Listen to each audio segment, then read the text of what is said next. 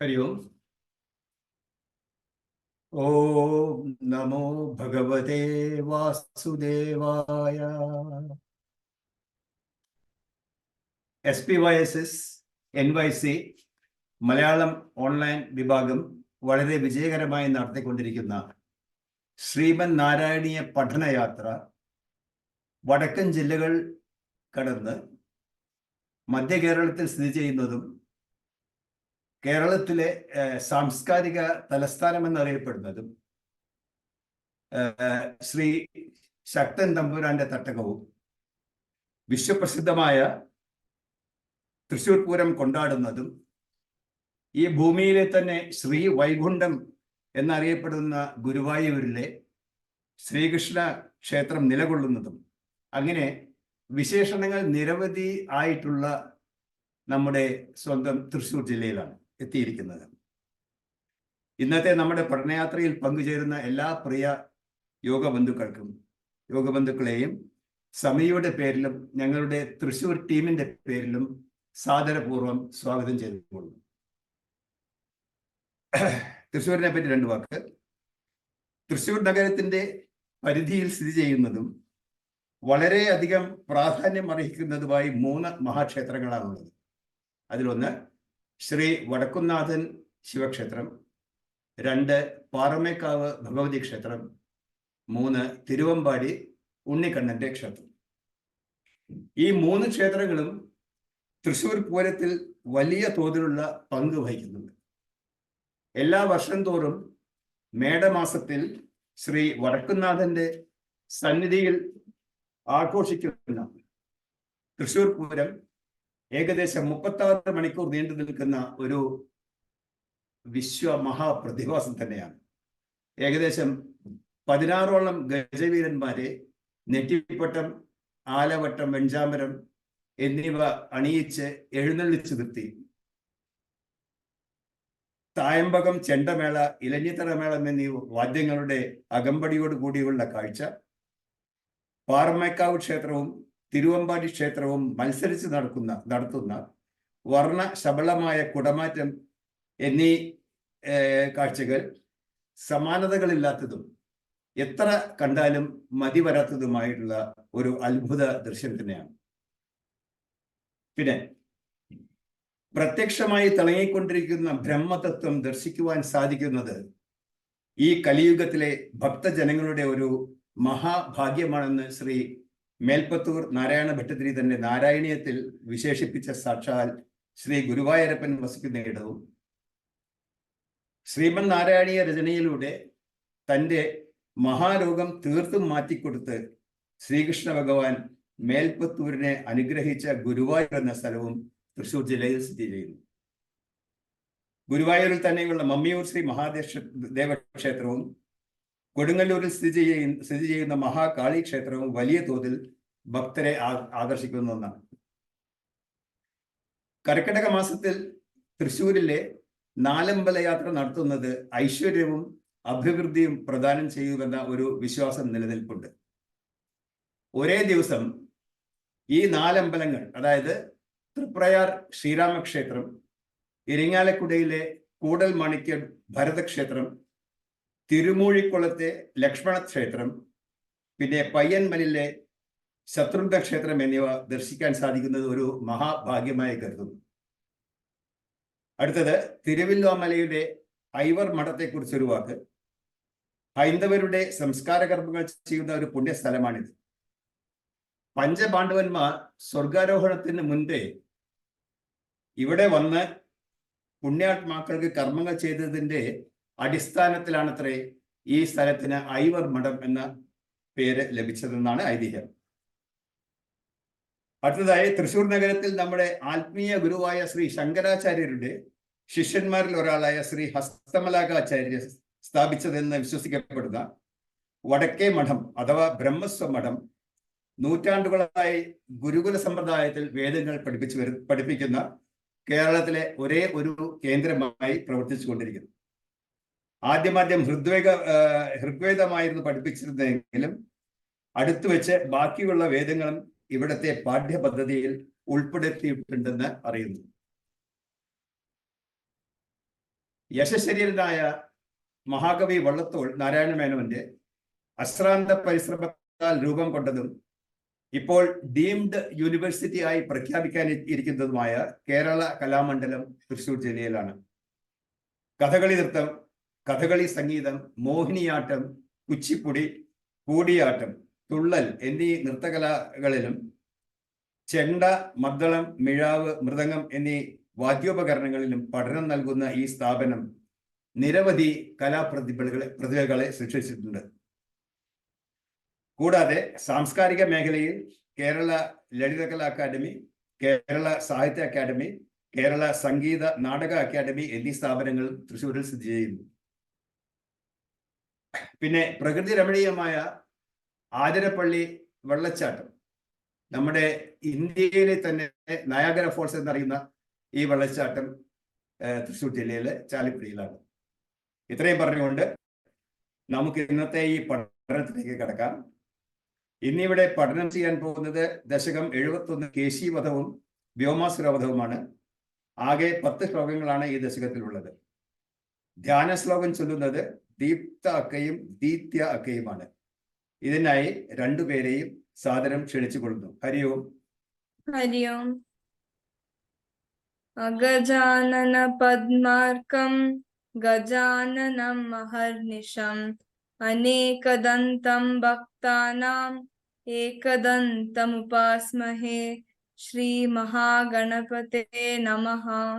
ഗുരവേ സർവലോകാനാം വിഷജേവ പരോഗിണാം നിധയേ സർവവിദ്യാനാം ദക്ഷിണാമൂർത്തയേ നമഃ. അസ്മദ്ഗുരുചരണാരവിദ്യാഭ്യാം നമഃ. സരസ്വതി നമസ്തുഭ്യം വരദേ കാമരൂപിണി. വിദ്യാരംഭം കരിഷ്യാമി സിദ്ധിർഭവതു മേ സദാ. ശ്രീ മഹാസരസ്വത്യേ നമഃ. ശ്രീകൃഷ്ണ ഗോവിന്ദ ഹരേ മുരാരേ. ശ്രീനാഥ നാരായണ വാസുദേവ. സർവത്ര ഗോവിന്ദ നാമ സങ്കീർത്തനം. ഗോവിന്ദ ഗോവിന്ദ. ഹരി ഓം. ഹരി ഓം. ദീപ്താക്കയും ദീത്യാക്കയും വളരെ ഭംഗിയായി ധ്യാന ശ്ലോകം ചൊല്ലി. നന്ദി. അടുത്തത് 1 തൊട്ട് 6 വരെയുള്ള ശ്ലോകങ്ങളുടെ ചാൻഡിങ് ഗൈഡൻസും റെപ്പിറ്റേഷനുമാണ്. ചാൻഡിങ് ഗൈഡൻസിനായി രമാക്കയെയും റെപ്പിറ്റേഷന് വേണ്ടി ലതാമോഹനക്ക ശ്ലോകം 1, 2, ലക്ഷ്മി അശോകക്ക ശ്ലോകം 3, 4, സുധാക്ക ശ്ലോകം 5, 6 സാദരം ക്ഷണിച്ചുകൊള്ളുന്നു. ഹരി ഓം. ഹരി ഓം. ശ്രീ ഗുരുഭ്യോ നമഃ. ഇന്നിവിടെ നമ്മൾ പാരായണം ചെയ്യാൻ അവസരം ലഭിച്ചിരിക്കുന്നത് ദശകം 71 ഈ ദശകത്തിൽ പല വൃത്തങ്ങൾ ഇടകലർന്നു വരുന്നു. ആദ്യത്തെ ശ്ലോകം ഇന്ദ്രവജ്ര വൃത്തത്തിലാണ് രചിച്ചിരിക്കുന്നത്. കംസൻ ദേവകിയുടെ 8ാമത്തെ പുത്രി പരാശക്തി പറഞ്ഞതനുസരിച്ച് അമ്പാടിയിൽ തന്റെ അന്തകൻ ഉണ്ടെന്നുള്ള വിശ്വാസത്തോടുകൂടെ പൂതന തുടങ്ങി ഓരോരുത്തരെയായി ആ ഉണ്ണിക്കണ്ണന്റെ വധാർത്ഥം അങ്ങോട്ടേക്ക് അയക്കുകയാണ് നമ്മളിപ്പോ കണ്ടുകൊണ്ടിരിക്കുന്നത്. പല ദശകങ്ങളിലായിട്ട് ദശകം 71 കേശിവധവും വ്യോമാസുരവധവും. ആദ്യമായി പദച്ഛേദം നോക്കാം. യത്നേഷു സർവേഷു അപി നാവകേശി കേശി സഹ ഭോജേഷു ഇഷ്ടബന്ധുഃ ത്വം സിന്ധുജാവാപ്യ ഇതീവ മത്വാ സംപ്രാപ്തവാൻ സിന്ധുജവാജിരൂപഃ. ശ്ലോകം പാരായണം ചെയ്യാം. യത്നേഷു സർവേഷ്വപി നാവകേശി കേശി സഭോജേഷി തുരിഷ്ടബന്ധുഃ. യത്നേഷു സർവേഷ്വപി നാവകേശി കേശി സഭോജേഷി തുരിഷ്ടബന്ധുഃ. ത്വം സിന്ധുജാവാപ്യ ഇതീവ മത്വാ സംപ്രാപ്തവാൻ സിന്ധുജവാജിരൂപഃ. ത്വം സിന്ധുജാവാപ്യ ഇതീവ മത്വാ सम्प्राप्तवान् सिन्धुजवाजिरूपः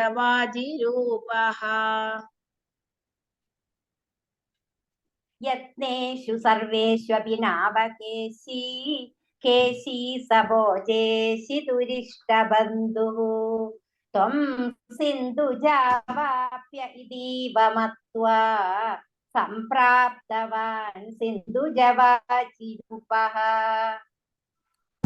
यत्नेषु सर्वेष्वपि नावकेशी केशी सबोजेषु दुरिष्टबन्धुः त्वं सिन्धुजावाप्य इतीव मत्वा सम्प्राप्तवान् सिन्धुजवाजिरूपः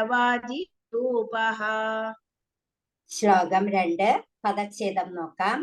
ഗന്ധർവതാം ഏഷ ഗതഃ അപി രൂക്ഷൈഃ നാദൈഃ സം ഉദ്വേചിത സർവലോകഃ ഭവത് വിലോകാവതി ഗോപവാടീം പ്രമർദ്യ പാപഃ പുനഃ ആപതത് ത്വാം.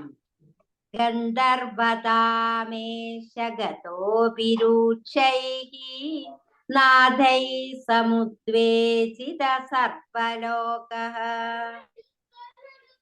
गन्धर्वदामेश गदोभिरूषैः नादैः समुद्वेजित सर्वलोकः ഭവദ്വിലോകാവതി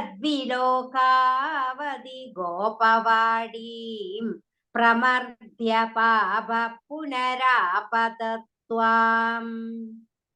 भवद्विलोकावधि गोपवाडीं प्रमर्ध्य पाप पुनरापदत्वाम्.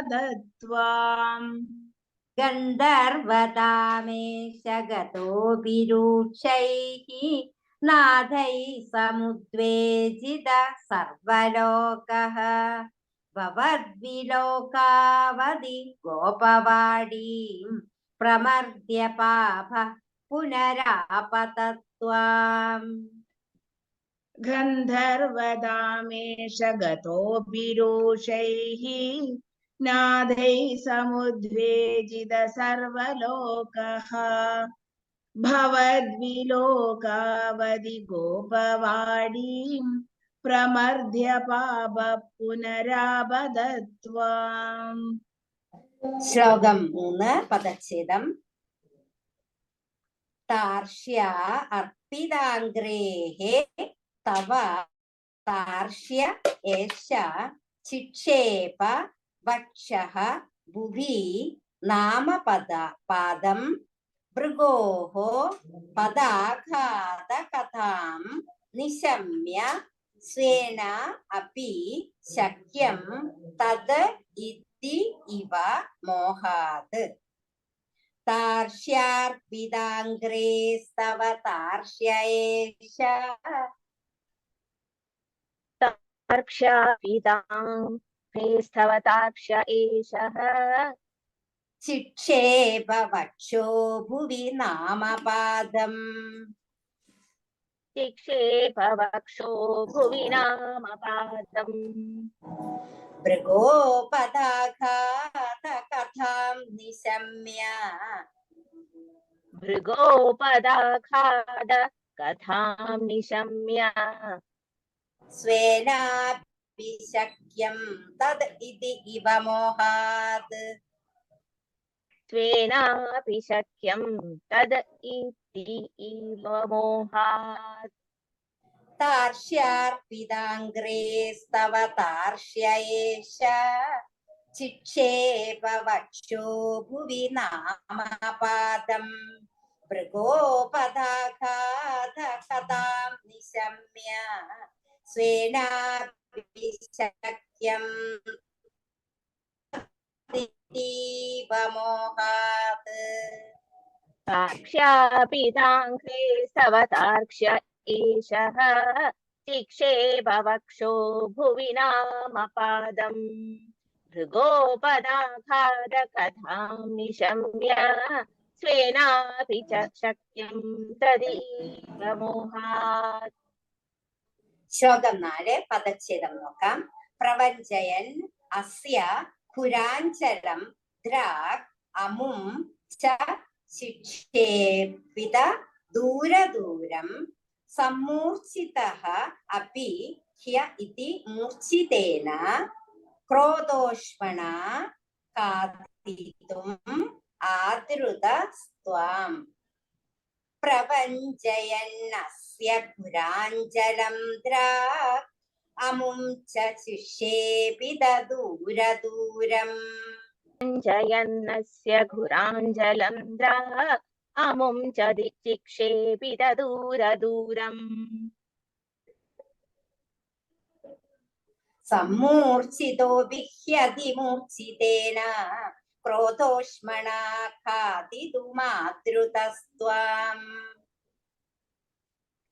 सम्मूर्छितोऽपि ह्यतिमूर्छितेन क्रोधोष्मणाघादितुमादृतस्त्वाम् പ്രപഞ്ചയന്നസ്യ പുരാഞ്ജലം ദ്രാക് അമും ച ശിക്ഷേപിത ദൂരദൂരം സമ്മൂർച്ഛിതോ ബിഹ്യതിമൂർച്ഛിതേന ക്രോധോഷ്മണാ ഖാദിതുമാദ്രുതസ്ത്വാം प्रभञ्जयन्नस्य घुराञ्जलं द्राक् अमुं च चिक्षेपित दूरदूरम् सम्मूर्छितोऽपि यदिमूर्छितेन क्रोधोष्मणाघादितुमद्रुतस्त्वाम् അടുത്തതായി ശ്ലോകം 5 പദച്ഛേദം നോക്കാം.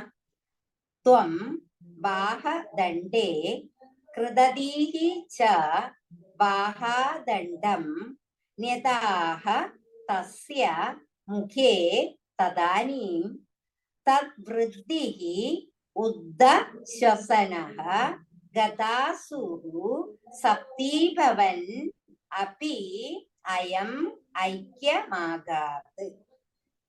ത്വം ബാഹദണ്ഡേ കൃതദീശ്ച ബാഹദണ്ഡം ന്യതാസ്തസ്യ മുഖേ തദാനീം त्वं वाहदण्डे कृददीश्च वाह दण्डं निधास्तस्य मुखे तदानीम् തദ്വൃദ്ധിരുദ്ധശ്വസനോ ഗതാസുഃ സപ്തീഭവന്നപ്യയമൈക്യമാഗാത്.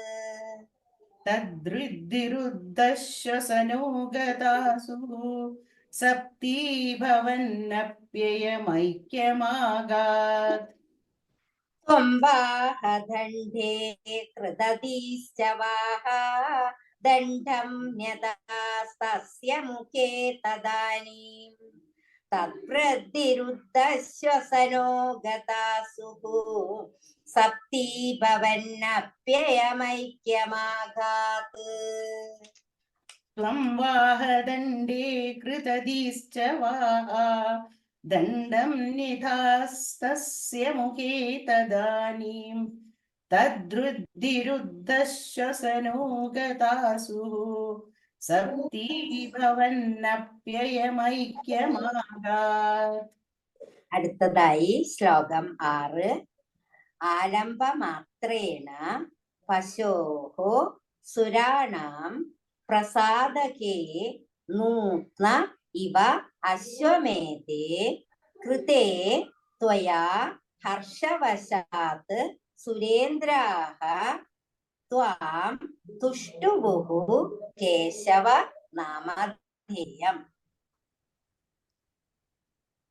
ആലംബമാത്രേണ പശോസുരാണാം പ്രസാദകേ നൂത്ന ഇവാശ്വമേധേ. ആലംബമാത്രേണ പശോസുരാണാം പ്രസാദകേ നൂത്നൈവാശ്വമേധേ കൃതേ ത്വയാ ഹർഷവശാ സുരേന്ദ്രാഃ ത്വാം തുഷ്ടുവുഃ കേശവ നാമധേയം.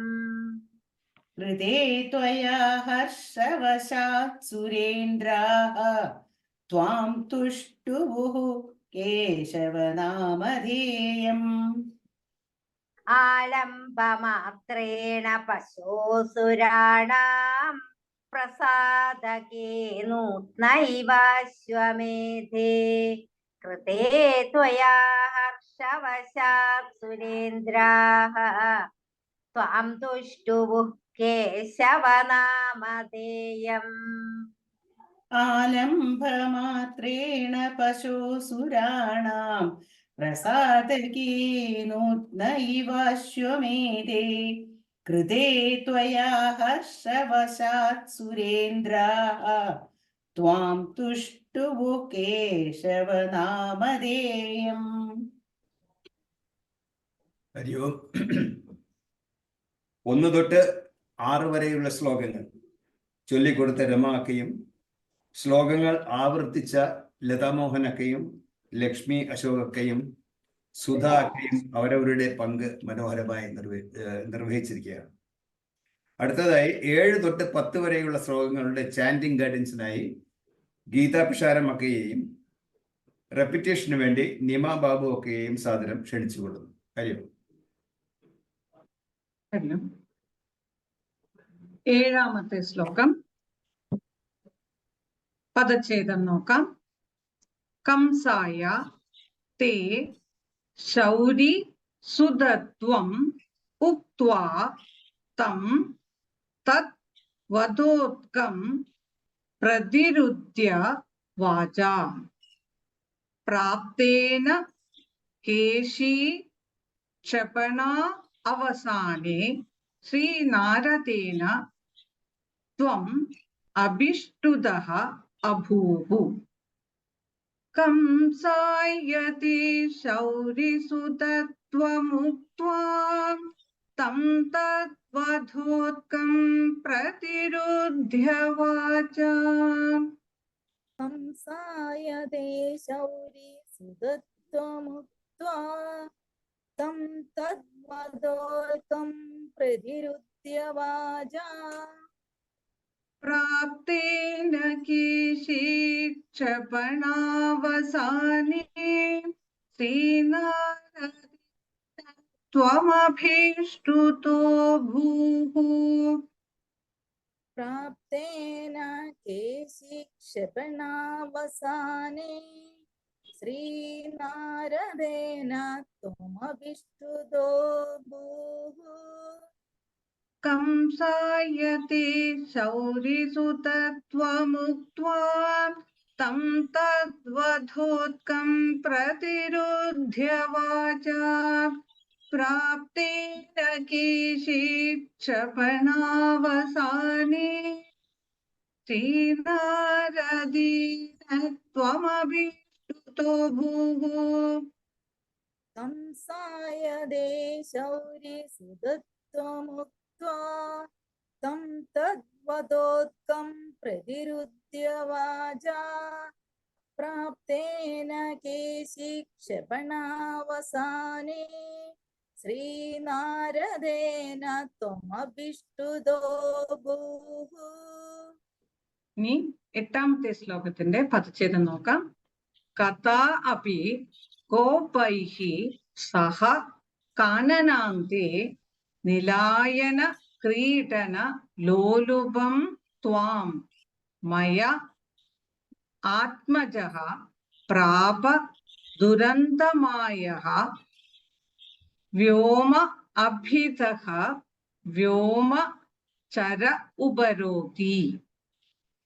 കഥാപി കൂപൈ സഹ കാനനാന്തെ നിലായന ക്രീഡനലോലുപം ത്വാം कदापि गोपैः सह काननान्दे निलायन क्रीडनलोलुपं त्वम् മയാത്മജ പ്രാപദുന്തമായഃ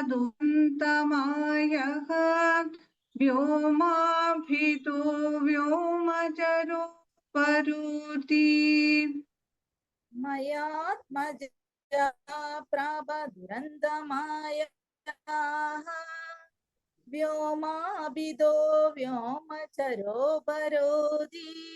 कदापि कूपै सह काननान्ते निलायन जनलोलुपं त्वां मयात्मज प्रापदुरन्तमायः व्योमाभितो व्योमचरोपरोधि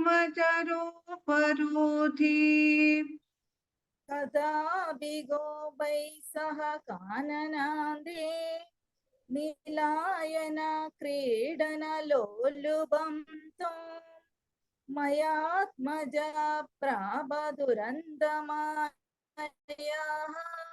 വ്യോമാഭിതോ വ്യോമചരോപരോധി.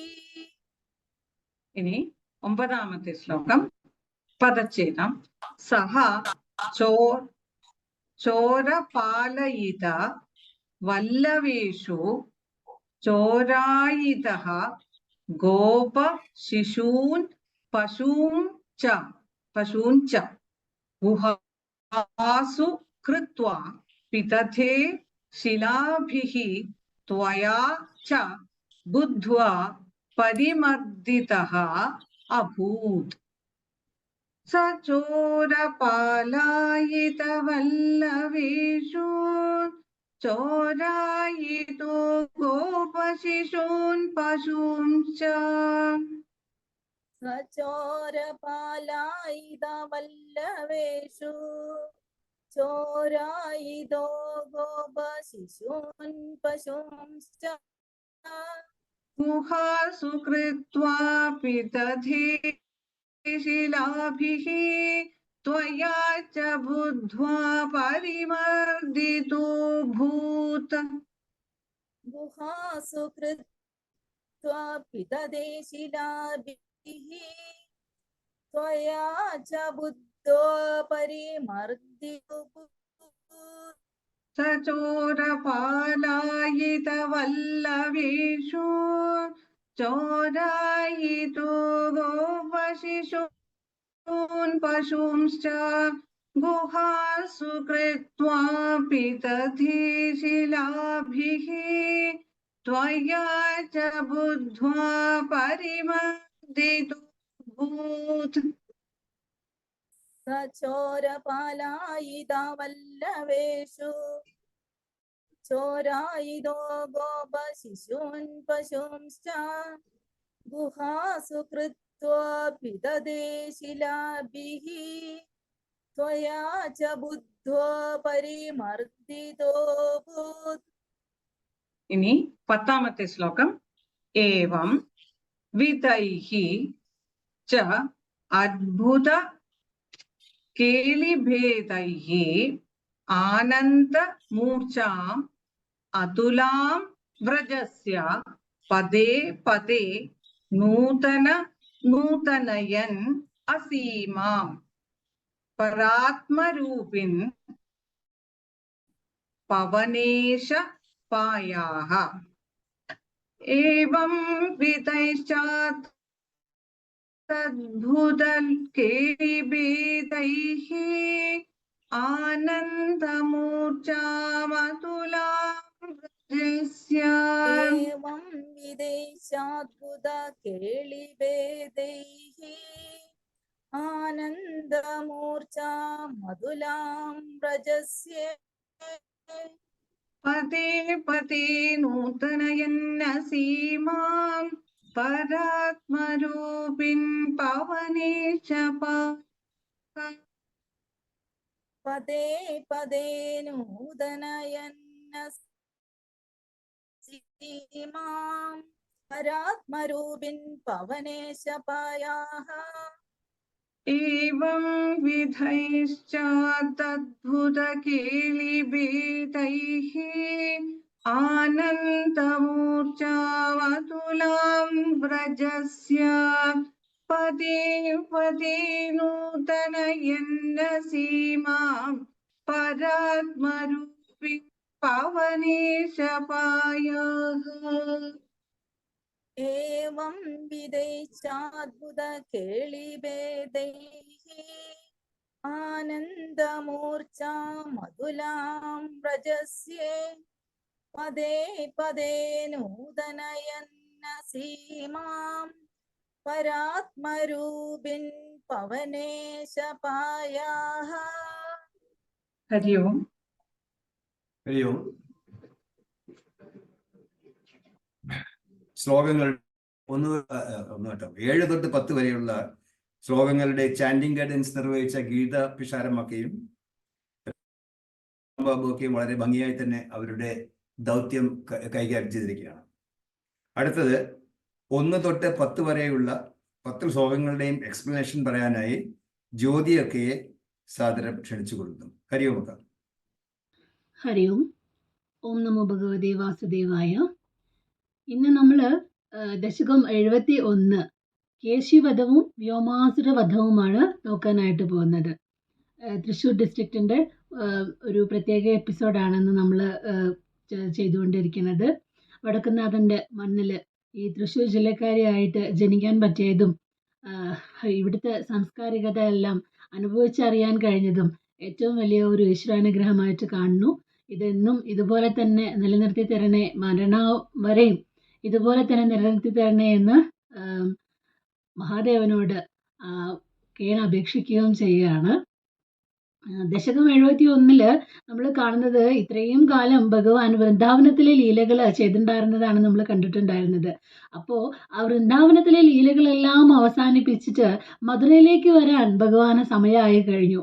അപ്പോൾ ഇതുവരെ വൃന്ദാവനത്തിലേക്ക് കംസൻ ആൾക്കാരെ ഒരു നിശാചരന്മാരെയൊക്കെ അയച്ചിട്ടുണ്ടായിരുന്നെങ്കിലും കംസൻ അറിയുന്നുണ്ടായിരുന്നില്ല കൃഷ്ണൻ അവിടെ ഉണ്ടോ ഇല്ലേ എന്നുള്ളത്. ഒരു ശങ്കട പുറത്താണ്, ഒരു സങ്കല്പത്തിൻ്റെ പുറത്താണ്, ഉണ്ടായിരിക്കാം എന്നുള്ളൊരു സങ്കല്പത്തിൻ്റെ പുറത്താണ് കംസൻ അയച്ചിട്ടുണ്ടായിരുന്നത്. എന്നാൽ ഇവിടെ കേശിയെ അയക്കുന്നത് എന്താണെന്ന് വെച്ച് കഴിഞ്ഞാൽ, കേശിയെ അയക്കുന്നതിന് മുമ്പ് നാരദർ വന്ന് പറയുകയാണ് ചെയ്യുന്നത്, കംസ നിന്നെ കൊല്ലാനുള്ള നിന്റെ ജ്യേഷ്ഠത്തിയുടെ മകൻ 8ാമത്തെ പുത്രനുണ്ടല്ലോ, അവൻ ഇവിടെ ഉണ്ട്, മധുരയിലുണ്ട് എന്നുള്ളത് തീർത്ത് പറയുകയാണ് ചെയ്യുന്നത്. അപ്പം അത്രയും വൈരാഗ്യത്തോടു കൂടിയിട്ട് ഏത് യുദ്ധത്തിന് വിട്ടാലും ജയിച്ചിട്ടേ തിരിച്ചു വരൂ എന്നുള്ള ഒരു അവസ്ഥയിൽ അത്രയും വലിയൊരു അസുരനെയാണ് ആര് വിടുന്നത്? ഇപ്പോൾ കംസൻ വിടുന്നത് ആ ഒരു ഭയങ്കര ഒരു ഞാൻ എന്തിനു വേണ്ടിയാണോ ഞാൻ ഇത്രയും കാലം കാത്തിരുന്നത്, അവൻ്റെ കഥ ഇതോടെ കഴിക്കാം എന്നുള്ളൊരു തീരുമാനത്തോടു കൂടിയാണ് കേശിയെ ആര് വിടുന്നത്? കംസൻ വിടുന്നത്. ഇതും ഭഗവാന്റെ ഒരു ഇച്ഛ തന്നെയാണ്. നാരദരെ കൊണ്ട് ഭഗവാൻ പറയിച്ചതാണ്.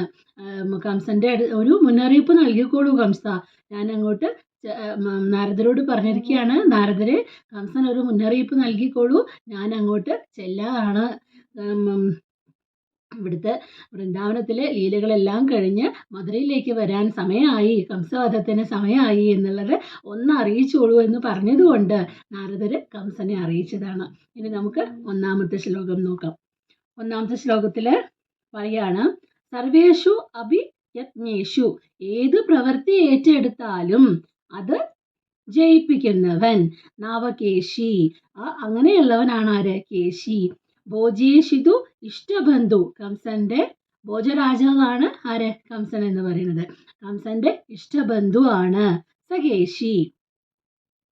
സിന്ധുജ വാപ്യ ഇതി മത്വാ ഇവ, അത് സിന്ധുജ എന്നുള്ള പദത്തിന്, അതായത് ഈ ശ്ലോകങ്ങളിലെല്ലാം ഒരേ അർത്ഥം വരുന്ന 2 തരത്തിലുള്ള പദങ്ങൾ മേൽപ്പത്തൂർ ഭട്ടതിരിപ്പാട് അദ്ദേഹത്തിൻ്റെ എന്താ പറയുക, ഭയങ്കര പ്രാവീണ്യമാണ് അദ്ദേഹത്തിന് എന്തിലുണ്ടായിരുന്നത്, അദ്ദേഹത്തിന് സംസ്കൃതത്തിലുണ്ടായിരുന്നത്. അപ്പോൾ ആ പ്രാവീണ്യം കാണിച്ചുകൊണ്ട് അദ്ദേഹം ഒരേ വാക്കുകൾ തന്നെ വ്യത്യസ്ത അർത്ഥങ്ങളുള്ളത് ഉപയോഗിച്ചിട്ടുണ്ട്.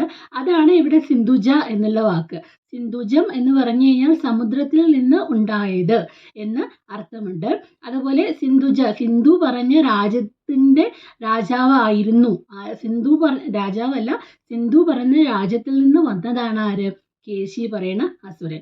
അപ്പോൾ സിന്ധുജ എന്നുള്ളതിന് 2 അർത്ഥം ഇവിടെയുണ്ട്. സിന്ധുജ എന്ന് പറഞ്ഞു കഴിഞ്ഞാൽ ലക്ഷ്മി ദേവി എന്നും ഉദ്ദേശിക്കുന്നുണ്ട്, അതേസമയം കേശി എന്നുള്ള അർത്ഥം ഇവിടെ വരുന്നുണ്ട്. നോക്കൂ, ആ ഒരു ഭാഷയുടെ പാണ്ഡിത്യം കൊണ്ട് എത്രമാത്രം അത് ഹാൻഡിൽ ചെയ്യാൻ പറ്റുന്നുണ്ട് എന്നുള്ളത് ആലോചിച്ച് നോക്കൂ. അപ്പോൾ സിന്ധുജ വാപ്യ ഇതി മത്വാ ഇവ എന്ന് പറഞ്ഞു കഴിഞ്ഞാൽ സിന്ധുവിൽ ജനിച്ചവർക്ക് അവിടുത്തെ പ്രാപിക്കാൻ വളരെ പെട്ടെന്ന് പറ്റും. അതൊരു ഉൽപ്രേക്ഷയാണ്. നമ്മൾ പറഞ്ഞിട്ടുണ്ടല്ലോ, മറ്റൊന്നിൻ ധർമ്മയോഗത്താൽ അത് താനല്ലയോ ഇത് എന്ന് പറഞ്ഞ തിരാശങ്ക ഉൽപ്രേക്ഷയാക്കി അലംകൃതി, അങ്ങനെയാണല്ലോ പറയുക. അപ്പോൾ സിന്ധുജ എന്ന് പറയുന്ന ഈ സമുദ്രത്തിൽ നിന്ന് വന്ന ലക്ഷ്മി ദേവിക്ക് ഭഗവാനെ പ്രാപിക്കാൻ പെട്ടെന്ന് പറ്റിയല്ലോ. അപ്പം അതുപോലെ ഈ കേശിക്കും അത് തന്നെയാണോ ഉദ്ദേശം? ഭഗവാനെ പ്രാപിക്കാൻ പെട്ടെന്ന് പറ്റണം എന്നുള്ള ഉദ്ദേശത്തോടു കൂടിയാണോ ഭഗവാനെ വന്നത് എന്നുള്ളത് ആര് ചോദിക്കുകയാണ്? ഭട്ടതിരിപ്പാട് ചോദിക്കുകയാണ് ചെയ്യണത്. സിന്ധുജ വാജിരൂപ, സിന്ധുജ എന്ന് പറഞ്ഞിട്ടുള്ള സിന്ധു പറഞ്ഞിട്ടുള്ള രാജ്യത്തിൽ നിന്ന് വാജി കുതിരയുടെ രൂപത്തിൽ വന്നിട്ടുള്ള ത്വാം സംപ്രാപ്തവാൻ, അങ്ങയെ പ്രാപിക്കാൻ വേണ്ടി വന്നവനാണോ എന്ന് ചോദിക്കുകയാണ്. അപ്പോൾ കേശി പറഞ്ഞ ഇത് അസുരൻ ഒരു കുതിരയുടെ രൂപത്തിൽ ഭഗവാനെ കൊല്ലാനായിട്ട് വൃന്ദാവനത്തിലേക്ക് ചെന്നു എന്നുള്ളതാണ് ശ്ലോകം 1 കൊണ്ട് ഉദ്ദേശിക്കുന്നത്. ശ്ലോകം 2 നമുക്ക് നോക്കാം. ശ്ലോകം 2 പറയാണ്, ഏഷാ പാപ, ആ ദുഷ്ടൻ ഗന്ധർവതാം ഗത അഭി, ഗന്ധർവനായി തീർന്നിട്ടുണ്ടെങ്കിലും എന്ന് പറഞ്ഞു കഴിഞ്ഞാൽ ആ ഇത് വരണ സമയത്ത്, ഈ കേശി പറഞ്ഞ കുതിര വരണ സമയത്ത് ഭയങ്കര ഒച്ചത്തിൽ സൗണ്ട് ഉണ്ടാക്കി എന്നുള്ളതാണ് പറയണത്. അപ്പോൾ ഗന്ധർവന്മാര് പാട്ട് പാടുമല്ലോ. അപ്പോൾ ഈ കേശി പാട്ട് പാടുമ്പോൾ ഗന്ധർവന്മാർ പാടുന്ന പോലെ വരില്ലല്ലോ, കാര്യം കേശി ഒരു കുതിരയല്ലേ. അപ്പോൾ കുതിര ഒച്ച ഉണ്ടാക്കിയതിന് ഗന്ധർവന്മാരുടെ പാട്ടിനോട് ഉപമിച്ചിരിക്കുകയാണ്. ഇവിടെ ഉൽപ്രേക്ഷ തന്നെയാണ് കാണുന്നത്. അപ്പോൾ ഗന്ധർവതാം ഗത അഭി രൂക്ഷേനാഥേ, ഭയങ്കര ഘോരമായ ശബ്ദത്തോടുകൂടി സമുദ്വേജിത സർവലോകങ്ങളെയും വിറപ്പിച്ചുകൊണ്ട് ഭയദ്വിലോകാവധി, അവിടുത്തെ കണ്ടെത്തുന്നത് വരെ അമ്പാടിയിലേക്ക് തകർത്തിട്ടാണ് പോകുന്നത്. ആര്? ഈ കേശി പറഞ്ഞ കുതിര. ഗോപവാടിയും പ്രമഥ്യ, അവിടെയുള്ള ഗോപന്മാരെല്ലാവരും പേടിച്ചു. പുനത്വാം ആപതത്ത, ഇന്ദ്രുവടിയെ നേരിട്ട് പാഞ്ഞു വരുന്നത് കണ്ടിട്ട്. അപ്പോൾ ഈ കേശി പറഞ്ഞ അസുരൻ അതിഘോരമായ ശബ്ദത്തോടുകൂടി അമ്പാടിയിലേക്ക് പ്രവേശിച്ചു. അവിടെ ഈ ലോകം തന്നെ, അല്ലെങ്കിൽ ഗോപന്മാർ തന്നെ പേടിച്ച് വരയ്ക്കുന്ന രീതിയിൽ ഭഗവാന്റെ നേരേക്ക് ചാടി ഭയങ്കര ഉഗ്രതയോടുകൂടി അടുത്തു എന്നുള്ളതാണ് 2ാമത്തെ ശ്ലോകം പറയുന്നത്. 3ാമത്തെ ശ്ലോകത്തിൽ പറയാണ്, ഏഷതാക്ഷിയ, കുതിര ഗരുഡനിൽ പാദങ്ങൾ അർപ്പിച്ചിട്ടുള്ള നിന്ദ്രവടിയുടെ എന്നാ പറയുന്നത്. ഏഷതാക്ഷ്യ താക്ഷ്യാർപ്പിതാംക്രേ തവ ഭക്ഷോഭുവി നാമപാദം ചിക്ഷേപ. അതായത് ഈ ഭൃഗുമുനി ഭഗവാന്റെ മാറിടത്തിൽ ചവിട്ടി എന്നുള്ളതാണല്ലോ പറയണത്. അപ്പോൾ അതുപോലെ ഗരുഡന്റെ പുറത്താണല്ലോ ഭഗവാന്റെ പാദങ്ങളുള്ളത്. അപ്പോൾ ഭഗവാന്റെ പുറത്ത് പാദങ്ങൾ വെച്ചിട്ടുള്ള ഭഗവാന്റെ മാറിടത്തിലേക്ക് ആഞ്ഞടിച്ചു. ആരെന്നാ പറയണത്? ഈ കേശി പറയേണ്ട കുതിര. ഏതുപോലെ? ഭൃഗുമുനി പണ്ട് ഭഗവാന്റെ മാറിടത്തിലേക്ക് ആഞ്ഞു ചവിട്ടിയല്ലോ. ആ ചവിട്ടിയ സമയത്ത് ലക്ഷ്മി ദേവി തെറ്റിപ്പോയിട്ടുണ്ട്. അപ്പം നമ്മൾ വിചാരിക്കും, ഇത് എങ്ങനെയാണ് ഭൃഗുമുനിക്ക് ഭഗവാന്റെ മാറിടത്തിൽ ചവിട്ടാൻ സാധിച്ചതെന്നൊക്കെ വിചാരിക്കുമല്ലേ. നമ്മൾ ഭഗവത്ഗീതയിലെ വിഭൂതി യോഗത്തിൽ പറഞ്ഞിട്ടുണ്ടായിരുന്നു, ഭൃഗുമുനി ആരാണെന്ന് പറഞ്ഞിട്ടുണ്ടായിരുന്നു, ഭഗവാൻ തന്നെയാണെന്ന് പറഞ്ഞിട്ടുണ്ടായിരുന്നു. അങ്ങനെയില്ലാത്ത ഒരാൾക്കൊക്കെ ഭഗവാനെ മാറിടത്തിലേക്ക് ചവിട്ടാനായിട്ട് സാധിക്കുമല്ലേ. അപ്പോൾ അതിനുവേണ്ടി ഭൃഗുമുനി ചവിട്ടിയ പോലെ ചവിട്ടാനായിട്ട് ആരും ഓങ്ങിയെന്നാണ് പറയണത്? കേശി ഓങ്ങി എന്നാണ് പറയണത്. സ്വേനേ അഭി തത് ശക്യം ഇതി മോഹാദ് ഇവ. ഭൃഗുമുനിക്ക് മാത്രമല്ല എനിക്കും ഇതിന് സാധിക്കും എന്നുള്ള വിഡ്ഢിത്തം കൊണ്ട് ഭഗവാനെ ആർക്കെങ്കിലും ചവിട്ടാനായിട്ട് സാധിക്കുമോ? ഇല്ലല്ലോ. അങ്ങനെ സാധിക്കും എന്നുള്ള അഹങ്കാരം കൊണ്ട് ഭഗവാനെ ചവിട്ടാനോങ്ങി എന്നാണ് പറയണത്. അപ്പം 3ാമത്തെ ശ്ലോകത്തിൽ പറയാണ്, ഭഗവാനെ അമ്പാടിയിലേക്ക് ചെന്നിട്ട് നേരിട്ടു. അതിൻ്റെ ഒപ്പം എന്ത് ചെയ്യാനാണ് ശ്രമിച്ചത്? കേശി തൻ്റെ കാലുകൾ കൊണ്ട് ഭഗവാന്റെ മാർഗത്തിലേക്ക് ചവിട്ടാനായിട്ട് ഓങ്ങി എന്നാണ് പറയണത്. അപ്പം 4ാമത്തെ ശ്ലോകത്തിൽ പറയാണ്, അസ്യ നിന്തിരുവടി. അപ്പൊ ഭഗവാൻ എന്താ ചെയ്ത്? കുരാഞ്ചലം പ്രവഞ്ചയൻ, കുതിരയുടെ ആ കുളമ്പടിയെ തട്ടാത്ത രഥത്തിൽ മാറിക്കളഞ്ഞു. അത് ഭഗവാന്റെ മാറിടത്തിൽ കൊള്ളാൻ ഭഗവാൻ അനുവദിക്കുമോ? ഇല്ലല്ലോ. അപ്പോൾ മാറിക്കളഞ്ഞു എന്നാണ് പറയുന്നത്. ദ്രാഗ് അമും ദൂരം ക്ഷിക്ഷേപിതച്ച. ദ്രാഗ് അമും എന്ന് പറഞ്ഞു കഴിഞ്ഞാൽ വളരെ വേഗത്തിൽ അവനെ എടുത്തിട്ട് ചുറ്റിയിട്ട് ഒരൊറ്റ ഏറങ്ങട് എറിഞ്ഞു. സ മൂർച്ഛിത അഭിഹി അതിമൂർച്ഛിതേന. മൂർച്ഛിത, ആദ്യത്തെ മൂർച്ഛിത എന്നുള്ളതിന് ദൂരത്തേക്ക് എറിഞ്ഞു എന്നും, അതിമൂർച്ഛിതേന എന്ന് പറയുന്നത് ബോധം കെട്ടു, അങ്ങനെ ദൂരത്തേക്ക് എറിഞ്ഞപ്പോൾ അവന് ബോധം കെട്ടുവെങ്കിലും അതിമൂർച്ഛിതേന, ആദ്യത്തെ മൂർച്ഛിത എന്ന് പറഞ്ഞു കഴിഞ്ഞാൽ ബോധം കെട്ടു എന്നാണ് അർത്ഥം. രണ്ടാമത്തെ മൂർച്ഛിതം അതിമൂർച്ഛിതേന എന്ന് പറഞ്ഞു കഴിഞ്ഞാൽ ആ എറിഞ്ഞതിൻ്റെ ദേഷ്യത്തിൽ വളരെ കോപത്തോടു കൂടി, വർദ്ധിച്ച കോപത്തോടു കൂടി ത്വാം ഘാതിതും ആധൃത, ആ നെന്തിരുവടിയെ കടിക്കാനായിട്ട് ഓടി വന്നു എന്നാണ് പറയുന്നത്. അപ്പോൾ 4ാമത്തെ ശ്ലോകത്തിൽ പറയാണ് ഭഗവാനെ നെഞ്ഞത്തേക്ക് ചവിട്ടാനായിട്ട് ചെന്ന സമയത്ത് ആ കേശിയെ ഭഗവാൻ എന്താ ചെയ്തത്? ഭഗവാൻ കൈകൊണ്ട് അങ്ങോട്ട് പിടിച്ചിട്ട് ചുഴറ്റിയിട്ട് ഒരൊറ്റ അങ്ങോട്ട് എറിഞ്ഞ സമയത്ത് ഈ നെഗറ്റീവ് എനർജിയുള്ള സാധനങ്ങൾ അങ്ങനെയാണല്ലോ, അവരെ നമ്മൾ എത്ര പ്രഹരിച്ചിട്ടും കാര്യമില്ല, അവർക്ക് ആ കോംപ്ലക്സ് കൂടുകയുള്ളൂ ആ സമയത്ത്. അപ്പോൾ അതുപോലെ തന്നെ കേശിക്കും ആ വർദ്ധിച്ചേ, ഇവൻ എന്നെയൊക്കെ എടുത്ത് എറിയാറായോ ഇത്രയും പോന്ന ഈ ബാലൻ എന്ന് പറഞ്ഞിട്ട് അതിലേറെ ദേഷ്യത്തോട് കൂടിയിട്ട് ഭഗവാന്റെ നേരേക്ക് വർദ്ധിച്ച കോപത്തിൽ പിന്നെയും ആഞ്ഞെടുത്തു എന്നാണ് പറയുന്നത്. ഏതില്? ശ്ലോകം 4. ഇനി 5ാമത്തെ ശ്ലോകത്തിൽ പറയാണ് ത്വം തഥാനിം വാഹദണ്ഡേ. അപ്പം എന്താ ചെയ്തത്? കുതിയെ ഇനി ഇവനെ ഇങ്ങനെ വെച്ചുകൊണ്ടിരുന്നിട്ട് കാര്യമില്ല, ഇവൻ്റെ അഹങ്കാരം അങ്ങനെ മൂത്ത് വരികയാണ്. അപ്പം അതുകൊണ്ട് ഇവനെ ഞാൻ കൊല്ലട്ടെ എന്നാര് വിചാരിച്ചു? ഭഗവാൻ വിചാരിച്ചു.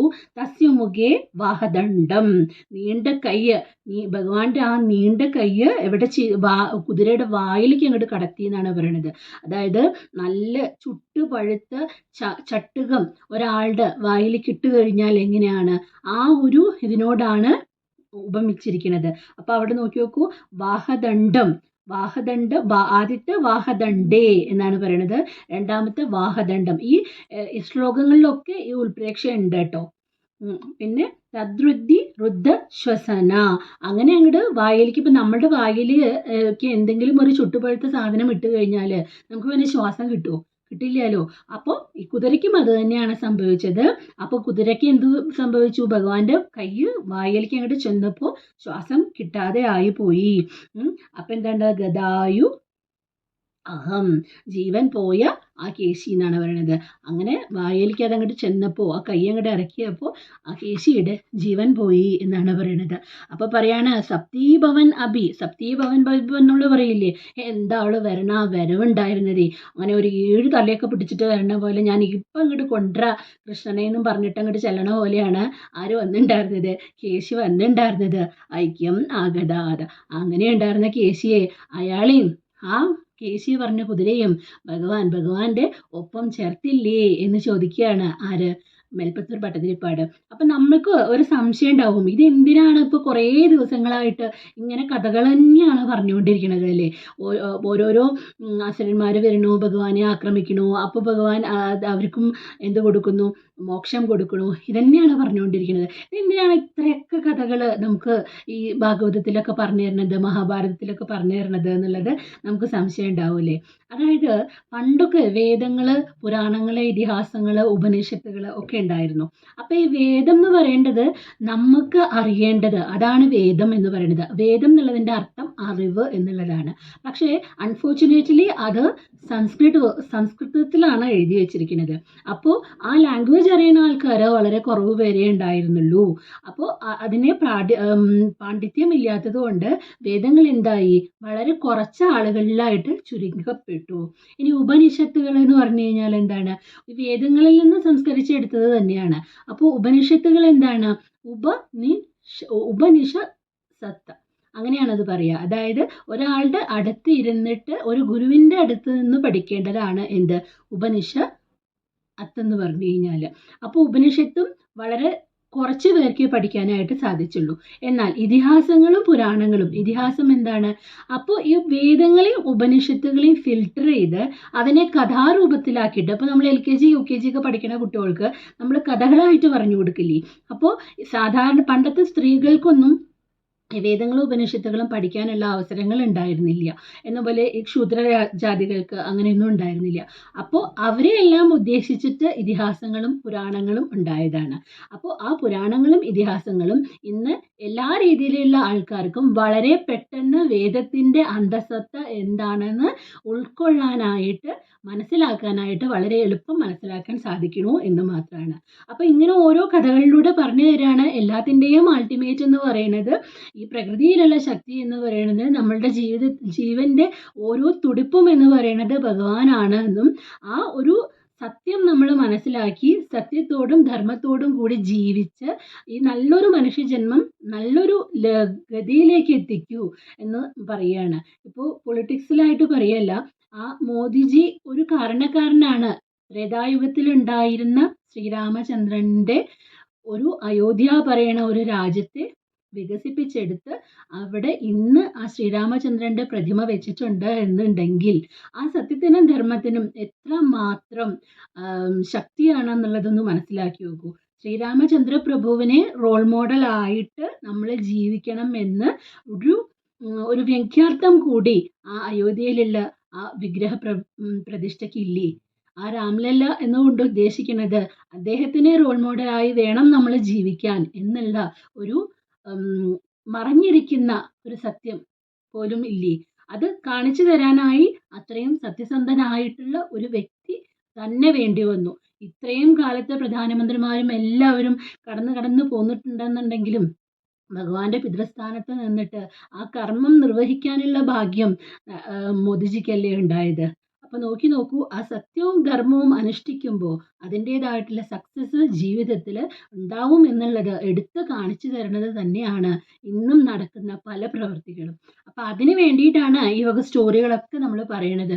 ഇതിൽ നിന്ന് നമുക്ക് ഓരോരുത്തർക്കും മനസ്സിലാക്കേണ്ടത് ഇതാണ്: അഹങ്കാരം എന്നുള്ളത് ഒന്നിനും ഒരു സൊല്യൂഷൻ അല്ല.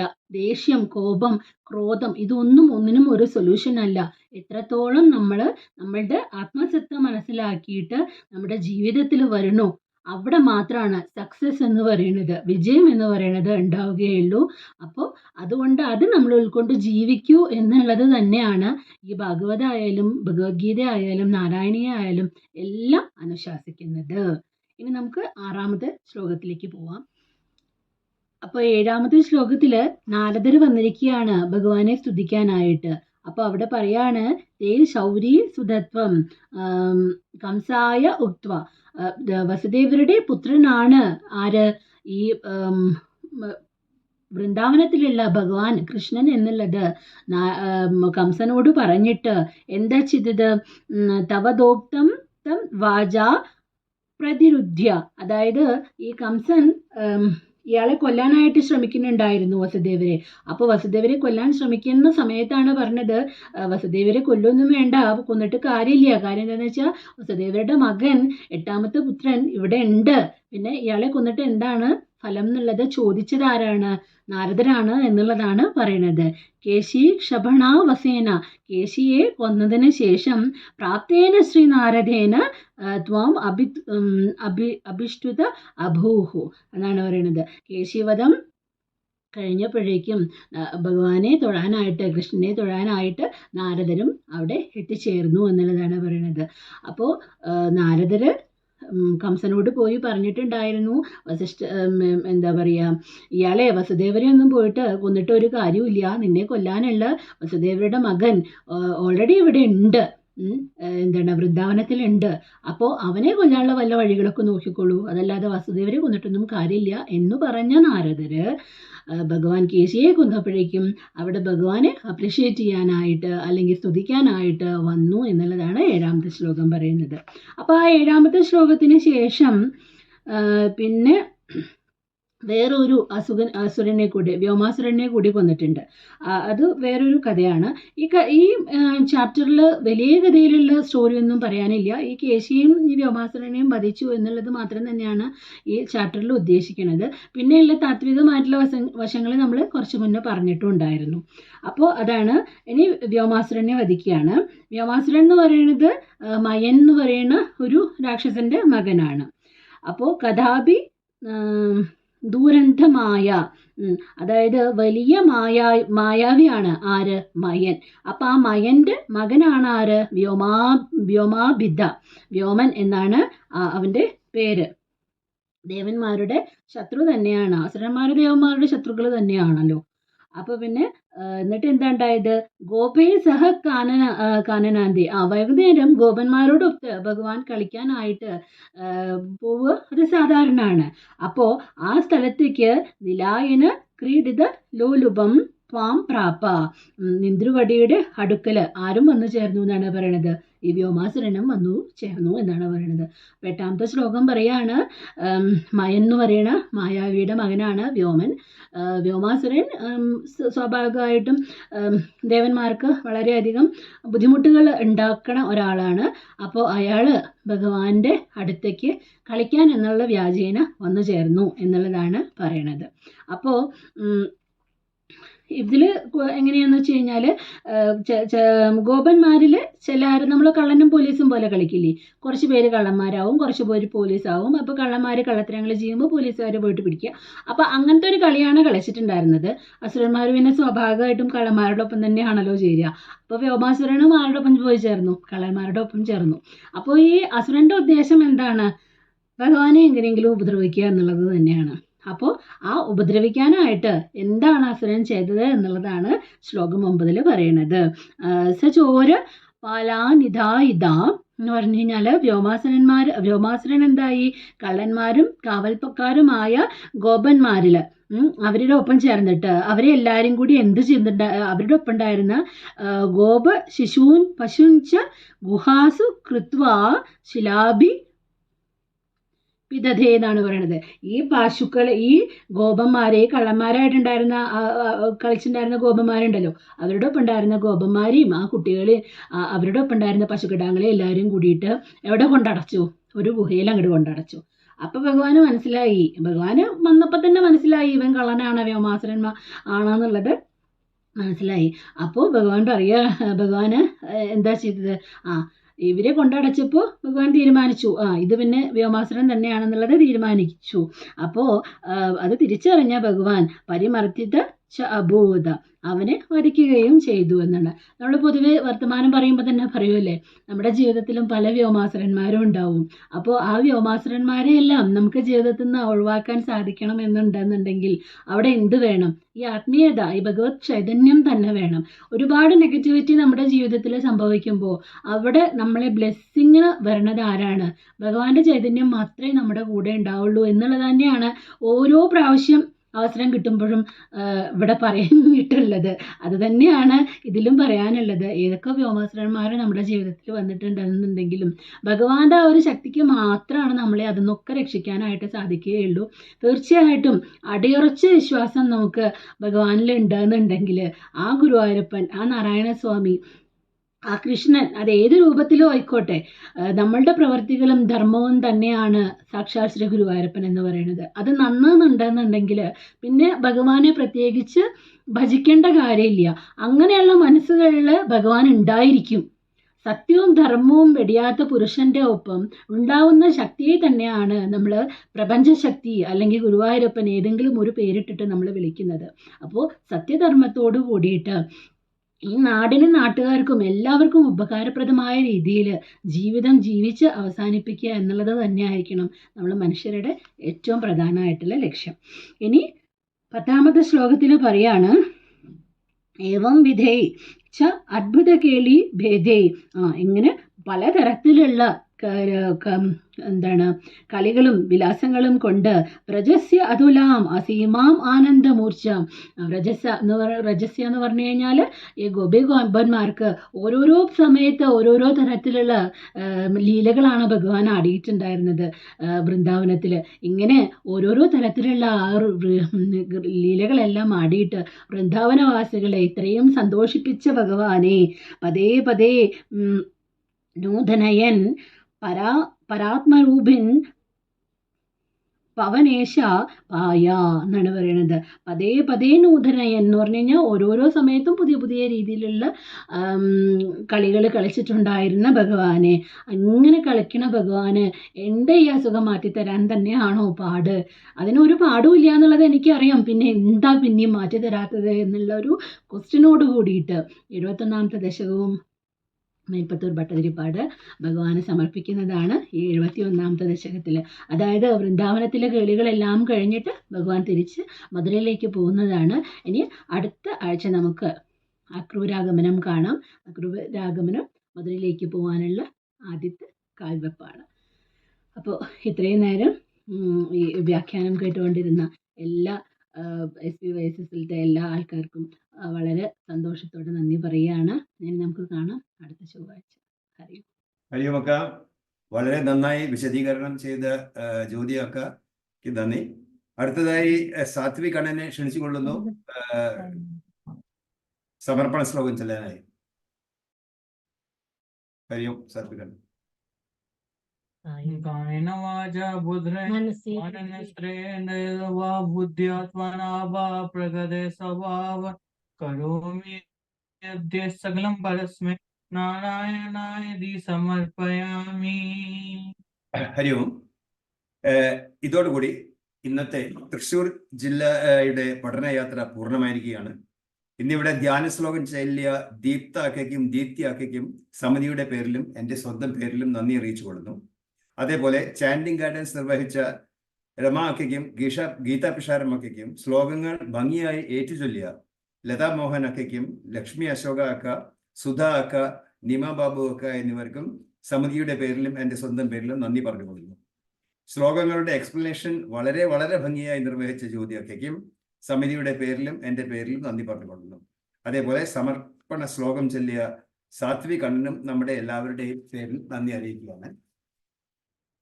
ഈ പ്രോഗ്രാം വീഡിയോയിൽ പകർത്തി എഡിറ്റ് ചെയ്ത് സോഷ്യൽ മീഡിയയിൽ എത്തിക്കാനായിട്ട് ഉള്ള ദൗത്യം ഏറ്റെടുത്ത സുനേന അക്കയ്ക്ക് പ്രത്യേകം നന്ദി അറിയിക്കുന്നു.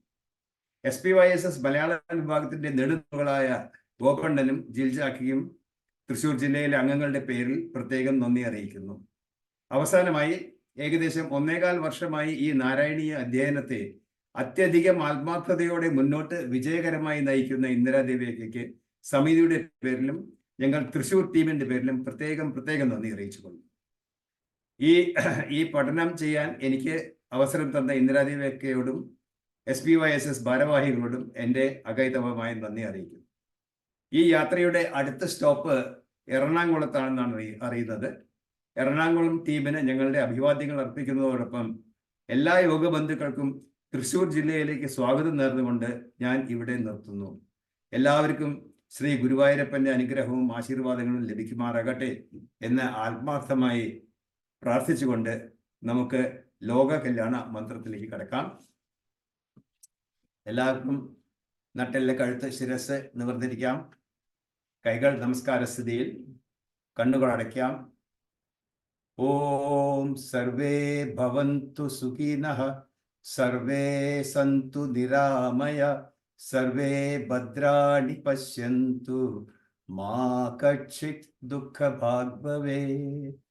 ഓം ശാന്തി ശാന്തി ശാന്തി. ഹരി ഓം. ഹരി ഓം.